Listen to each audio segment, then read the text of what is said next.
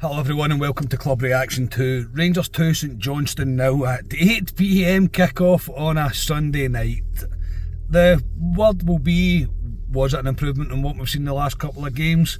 I will say slightly, ever so slightly, but it's not really putting up a great spectacle to sit and watch, that's for sure. I am Scott Carney, I'm with Ali Pearson. Ali. How we doing? What time is it now? 10:15 at night. On a Sunday. Sitting in the traffic. That was how I thought it was going to go, from being honest, Carney. Yeah, it was that kind of game. There was nothing about the game really brought a shock in the terms of the way we played. A few surprises in it, yes, of course there is. Wouldn't be Rangers if there wasn't. But no, a very kind of stuffy game. A really kind of stuffy game. However, look, it was important for Rangers to get into the international break with the 3 points. I do get that, and you've got to take the positive where you can. The starting 11 tonight, the manager did make a few changes. It was Butland, Tavernier, Proper, Suter, Jeffrey, Raskin started, Diomande, Barami came in to play in the 10 role, McCausland started on the left, and Tierney was on the right and Dessers was through the middle. Ali, your thoughts on the start 11? Good to see Barami in the 10. Tierney, obviously we know what happened, but I wouldn't have started Tierney, to be honest. I thought he probably would start. It was what it was, to be honest. And the only one was Conor Barron not starting for me. I know we made that mistake during the week, but I'd be interested to know why he dropped him for that game and played Raskin instead. Yeah, Hagi also made the bench, which obviously everybody was probably wondering a little bit. Lawrence wasn't on the bench, so presumably there is a knock there or an issue with Lawrence. But yeah, I think Clement will put the Barron thing down to a rotation of the squad, I would imagine. I wouldn't imagine him making a kind of big deal out of it. I certainly don't think he deserved to get dropped, Barron, but that's the team that we went with. The game itself, a very stuffy affair. From the get-go, I will say St Johnstone are not a very good football team. They're really not.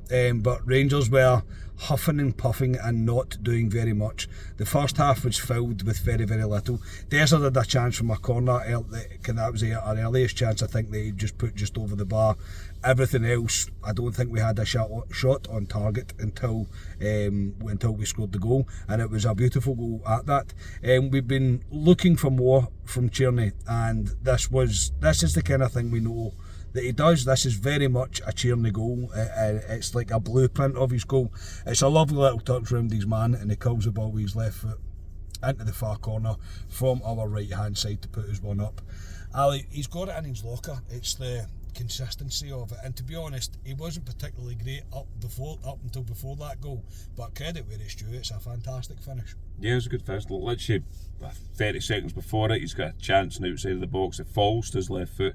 I was watching a game of Tommy, we were screaming hit it with your left, he checked on his right for, I don't know why, because he's not really got a right foot, but no, that goal was a fantastic finish by Tierney, and we did say he needs a goal, he needs something to try and kick-start it and get a bit of confidence, and I was a good goal by Tierney, because I didn't really see much coming for Rangers at that point. No, it was a very, very huffing and puffing game. Like I said, Rangers were trying things, but it wasn't too great coming off. It was a game that quite clearly was going to take something a little bit special to break the deadlock, and it was a great goal, and I can't take anything away from him. We get to half time, obviously 1-0, but we were comfortable enough. My frustrations were really coming from the lack of movement that was happening from Rangers. I thought we were quite static. I didn't think there was much in terms of try to break lines, make runs, basically trying to create as Ali gets cut off a belter. No, she knew what she was doing. Oh yeah. Yeah. Oh, very nice, mate. Very nice. But yeah, I was getting frustrated at the fact that just a bit of quick movement, a bit of up in the tempo, a bit of somebody wanting to take control of the game, have a bit of a go, would have probably made all the difference. But it wasn't really coming. In terms of the first half, Ali, it was, as we probably expected, that there's no point in trying to make it out of something that it wasn't. Rangers were in complete control, but it wasn't an entertaining game of football for sure. No, it wasn't great. I mean, let's be honest, St Johnstone are woeful. Probably one of the worst teams I've seen at Ibrox this season. I know we've not been at many games at Ibrox this season, but I thought they were woeful. It was what I thought it was going to be. I thought Rangers would find it hard to kind of break St Johnstone down. I think we lack creativity. I think we lack people that want to take the ball and be brave. So yeah, when we went in at half time, I'll be honest, it's kind of, well, we all looked at each other and that's kind of what we thought was going to happen. So yeah, the only positive was we got the goal and it was 1-0 Rangers. Yeah. Apart from my mini rant, because I did have a wee bit of a go at the team just before half time because of how static we were. We all kind of stand and look at each other at times when we win the ball back, and it's just very frustrating. Just a bit up in the tempo, a bit of being able to turn and take on men would make all the difference, and we just don't seem to do it enough. Into the second half, we made changes. Hagi came on for Diomande, was it? Yeah. McCausland? No, he came on for McCausland. And Connor Barron came on for Diomande. Diomande not great for me today. He's one of these players that I look for him to be able to take the ball in the turn because he can do it, but there was too much safe passing, no risk taking. And look, you can understand it after the defeat that we had on Thursday night. It was all about getting 3 points today, making sure we're going into a national break with a win. But we just want to see more. We really do just want to see more. And that's kind of the way I'm feeling anyway. But we got into the second half. Hagi started out on the left hand side at first, and Brahmi was still sitting in the 10. Hagi, he got a great response, Ali, right? Hagi did get it. Before we come to the most Rangers thing ever, he got a great response, but I don't want to put too much hype on it because, look, yes, we're going to hopefully we get something from him, yes, coming out of it after, again, what we're coming to speak to, but it felt a wee bit like, I don't know what that is. It's hard to trying hard to put into words what I actually mean.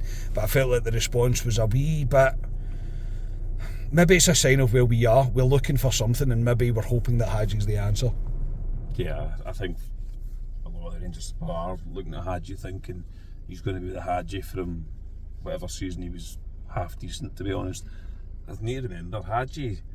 Yeah, Hagi scored those goals years ago against Braga and he's had wee purple patches, but he's never been great for Rangers, Hagi. And there was a reason why I know he got that bad injury and ultimately went out on loan, but Yanis Hagi he's not the answer, he's not good enough. As I says, when we brought Hagi back, Clement's looking about at our squad going, there's really nothing there, and he's a decent option as a guy off the bench, I'll give you that, but yeah, he was getting a lot of support and yeah, I think some fans need to remember about Hagi that he wanted to leave Rangers, let's be honest about it, in the summer.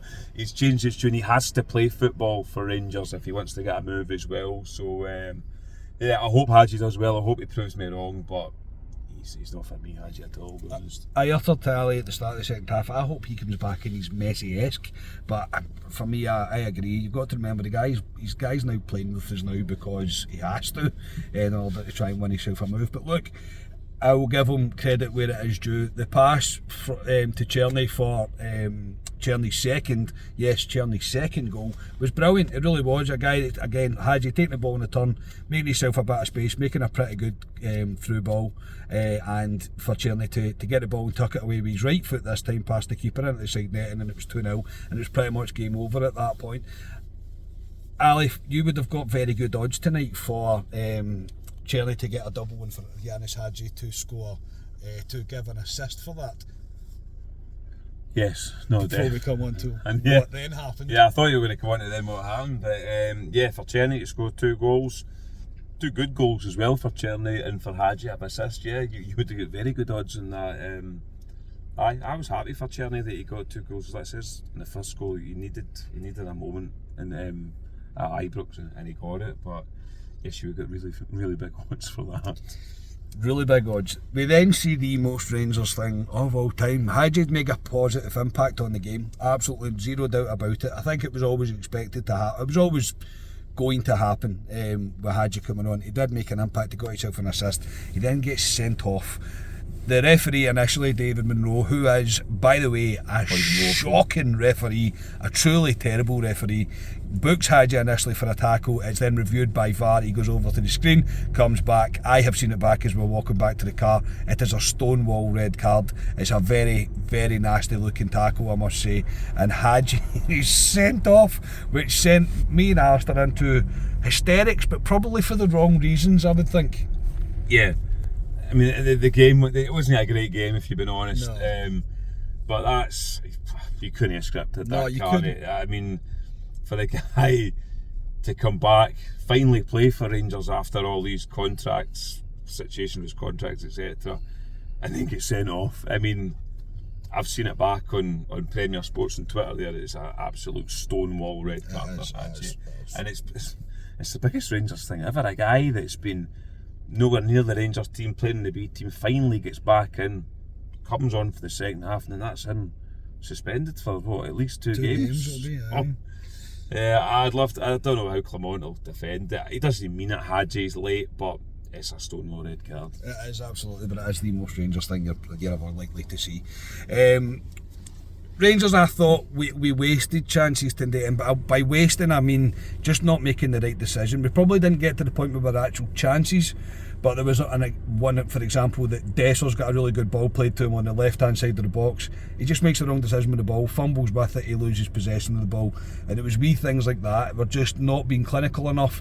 We're still a wee bit too powder puff. A wee bit too powder puff is me being generous, but we're still very powder puff up front. We should be doing better against a very, very poor St Johnstone team, let's not lie. So I'm not going to paint this to be something that it's not. We've seen appearances for Casemiro, it's moved Tavernier a little further forward. Again, it continues to impress me. A guy that looks like he's ready to be a starter for Rangers. Yeah, he had an effort near the end that was some strike, it really was, and it was saved by the keeper. But Rangers didn't hold on for 10 minutes. St Johnstone did get the ball in the net, but it was ruled out for offside. The boys that watched it in the house have said there was millimetres in it. Doesn't matter if he's offside, and we'll take it. And Rangers get out of there with 2-0. The man of the match was Tierney tonight. Ali, can you pick anybody any different? I would have given it to Tierney. Ultimately, he scored the 2 goals that won the match for us. I thought he was alright.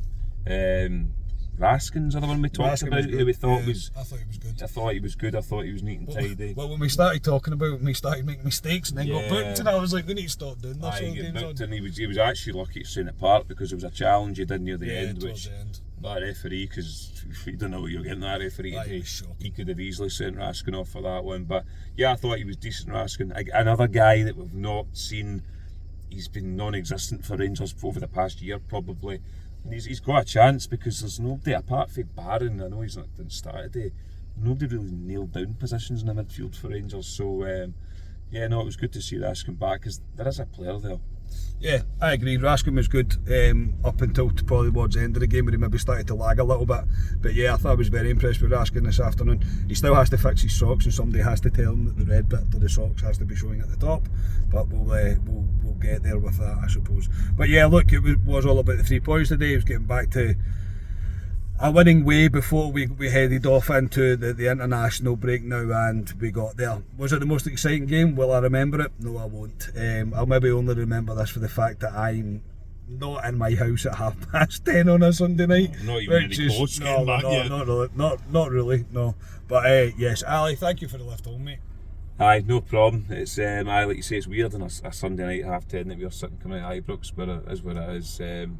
Ultimately, 3 points, clean sheet, that's what Clement will say. We've now got a 2-week break as well, maybe get some players back or whatever. And well, you've got, what, a 4-week break? Yeah, I do. I'm away on holiday a week on Tuesday, so yes, I will be watching Rangers from far away. Thankfully, to be honest. Far away. And a shout out to the guy that I forget your name and I'm really sorry. Oh, I'm a brilliant story. Yeah. But told us a fantastic story on the Club Deck concourse at half time that he was in a bomb shelter while he was watching the podcast. The things you hear with this podcast, it is amazing. But yes, thank you everybody for tuning in. Again, it's a win and you've got to take it. We'll just have to keep rolling on and hopefully continue to tick things off and hope that we see continued improvement. That's all you can really ask for. We will speak to you later in the week. We are Club at 22, the Rangers podcast. Cheers everybody.